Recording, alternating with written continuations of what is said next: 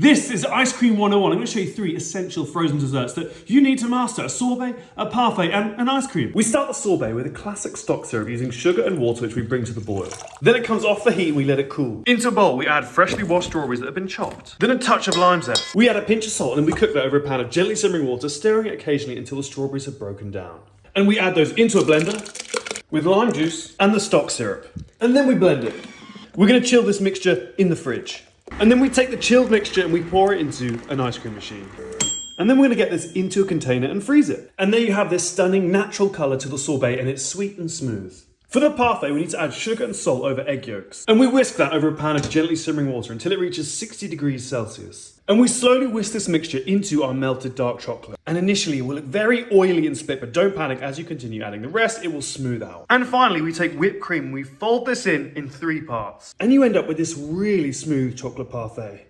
We pour it into our container and then we freeze it. And there you have your chocolate parfait, which is almost like a Cheats ice cream. It has a slightly heavier mouthfeel, but it's very rich and creamy because of the egg yolks in there.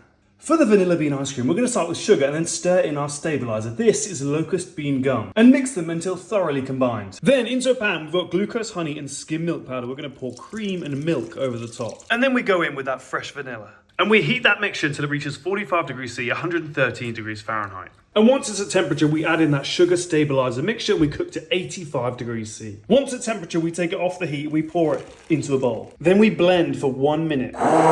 Then we're going to place it into the sink with lots of ice and we're going to stir it until it cools to as close to 4 degrees C as possible. We cover the surface of the chilled ice cream base, and what we're going to do now is age it by putting it in the fridge for 12 hours. And when the ice cream base is aged overnight, we're going to pour it into our ice cream machine and churn.